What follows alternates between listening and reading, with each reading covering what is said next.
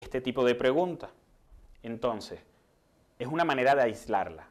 Tema 1, le voy a indicar las 3 primeras letras para saber que es un tipo de descripción y, por ejemplo, va a ser un título. Puede ser un título, puede ser indicaciones, puede ser una imagen, puede ser un video. Tiene las mismas, fíjense que tiene el mismo editor que las etiquetas, con lo cual podemos hacer lo mismo que hemos realizado con las etiquetas. Por ejemplo,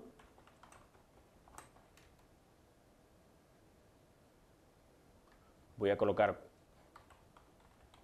cuestionario número 1, lo puedo seleccionar, puedo indicarle que es un encabezado número 2, etc. Luego veremos los campos de configuración, que se van a repetir muchos en los distintos tipos de preguntas. Por ahora no vamos a utilizar los de retroalimentación para este tipo de pregunta, lo veremos en la siguiente. Guardar cambios. Y ya tendríamos nuestro primer tipo de pregunta, que en este caso es una pregunta tipo descripción. Fíjense que en el banco de preguntas, a medida que yo vaya cambiando entre las categorías, me van a mostrar todas las preguntas a las que pertenece esas categorías. En este caso, en la categoría tema 1, tengo una pregunta y aquí se van a colocar. Des es de descripción, también vamos a tener una imagen o un icono que nos va a indicar que ese símbolo va a cambiar dependiendo del tipo de pregunta que hemos elegido. Sabemos que es descriptiva por este icono. Luego en las acciones podemos ver o visualizar cómo se vería ese tipo de pregunta en nuestro cuestionario. En este caso únicamente se va a mostrar un título. Aquí puede ir el título, puede ir las indicaciones, como les había comentado, todo lo que yo escriba que yo quiero que esté dentro de mi cuestionario. Me va a ayudar como a tener un poco el orden. Puedo utilizarlo para dar esos mensajes de primera parte del cuestionario, segunda parte del cuestionario, recuerda las indicaciones, algún comentario que quería realizarle, alguna lectura general que yo quiera mostrarle a los estudiantes. Para ello voy a utilizar el tipo de pregunta descripción. Luego podremos modificarla, la podremos mover a otra categoría. Por ejemplo, si la quisiera mover al tema número 2, la selecciono y aquí la podríamos mover. Ahora, esta pregunta no se va a encontrar en la categoría 1, sino se va a encontrar en la categoría 2. Vamos a moverla nuevamente, la selecciono, digo la categoría a la que quiero moverla, puedo seleccionar una o varias, en este caso porque tengo una sola, y ya la tengo nuevamente en mi categoría número 1. Luego la podríamos eliminar o incluso la podríamos editar. Muy bien. Me voy a ubicar en las preguntas fáciles de las categorías para crear nuestro segundo tipo de pregunta. El segundo tipo de pregunta que vamos a realizar van a ser las de verdadero y falso. Fíjense que cada tipo de pregunta va a tener un comportamiento de cara al estudiante. En este caso, la de verdadero y falso, únicamente el estudiante podrá elegir entre estas dos opciones. Vamos a tener la categoría donde la queremos guardar, efectivamente es en esta que está predeterminada para las fáciles.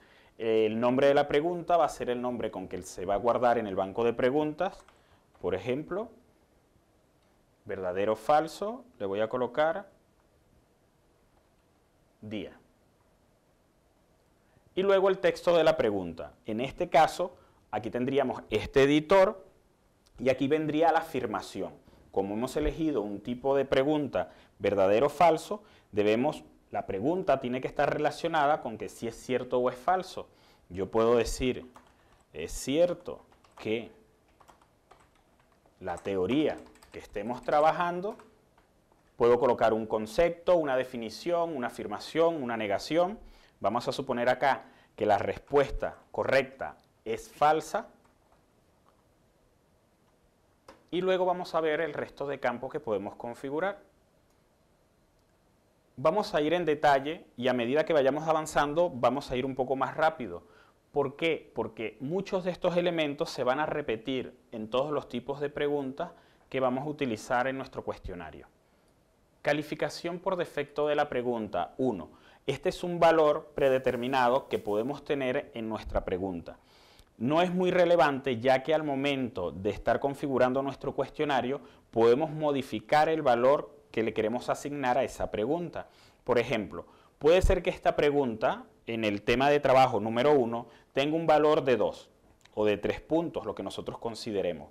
Pero a medida que va pasando el tiempo, quizás esta pregunta ya no me interese que tenga tanto valor, porque va a ser una pregunta de repaso, simplemente una pregunta de refuerzo. Entonces, aunque yo configure la pregunta una única vez, yo puedo reutilizar esa pregunta en distintos cuestionarios a medida que va avanzando mi curso. Puede ser que en el cuestionario inicial tenga un valor de 4, de 5, por ejemplo, y luego en un cuestionario intermedio tengo un valor de 1 o 2, porque ya no tiene tanta importancia como lo tenía al principio. Por ahora vamos a dejar esta configuración en 1, que siempre va a tener un valor de 1, y al momento de configurar nuestro cuestionario vamos a decidir qué calificación le queremos colocar a esta pregunta.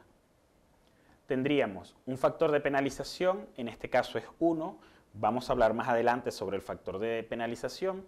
Vamos a tener un mensaje de retroalimentación general. Este es un mensaje que se va a mostrar una vez se haya dado respuesta a esta pregunta o el cuestionario. No depende de la respuesta que haya dado el estudiante. Únicamente va a aparecer una vez se haya terminado de responder el cuestionario. Yo puedo colocar un mensaje de retroalimentación, por ejemplo,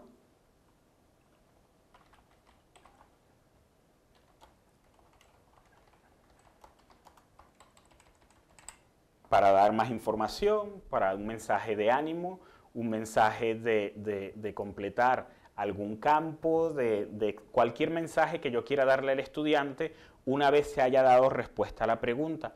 Fíjense que en estos momentos estamos hablando de una sola pregunta, no es un mensaje de retroalimentación general del cuestionario. Cada pregunta tiene un mensaje de retroalimentación. Luego, debemos indicar cuál es la respuesta correcta. Si la respuesta correcta es la opción verdadera que tome el estudiante o si la respuesta correcta es la opción falso. En este caso, nosotros hemos indicado que la opción correcta es la falsa. Vamos a tener dos mensajes de retroalimentación asociada a la respuesta que ha dado el estudiante. Por ejemplo, si el estudiante ha elegido la opción verdadera, podemos escribirle un mensaje de retroalimentación.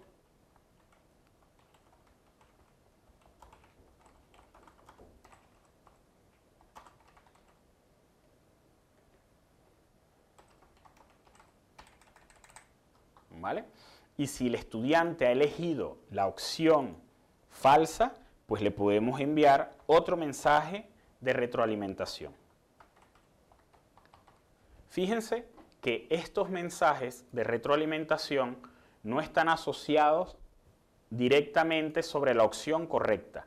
Yo debo elegir o debo indicarle cuál es la opción correcta, si es la verdadera o la falsa. Y luego los mensajes asociados que haya configurado a cada una de estas elecciones del estudiante van a ser los que se van a mostrar una vez él haya dado respuesta. Luego la vamos a guardar. Vamos a tener en la categoría de fáciles una nueva pregunta, verdadero o falso.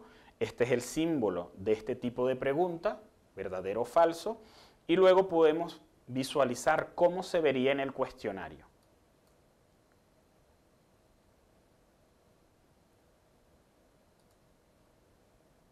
La visualizo mediante el icono de las acciones y fíjense, esta sería el área destinada a la descripción de la pregunta.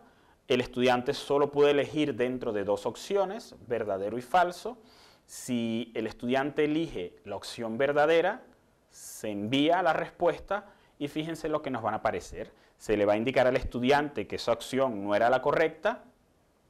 Se va a mostrar el mensaje asociado a la elección del estudiante de la opción verdadera y se va a mostrar el mensaje de retroalimentación general. Recuerden que el mensaje de retroalimentación general no depende de las opciones que haya tomado el estudiante, únicamente va a depender de que se haya dado respuesta a esa pregunta. Si él hubiese tomado la opción falsa. En ese caso, el mensaje de retroalimentación es el mismo y el mensaje de la opción cambiaría. En este caso se va a mostrar el mensaje de la opción que hemos asociado a falso. En esta primera parte del video hemos trabajado sobre dos tipos de preguntas. Las preguntas de tipo descripción, que únicamente me van a servir para mostrarle información al estudiante y es lo que vamos a utilizar como elementos de organización dentro de nuestros cuestionarios. Yo tengo las preguntas y cada una de las opciones que voy a tomar. Luego hemos visto la pregunta de verdadero y falso, en la cual debemos indicar cuál es la opción correcta, si es verdadero o si es falso, y dar una serie de parámetros en función de los mensajes elegidos que se le van a dar al estudiante según esta opción que él haya tomado.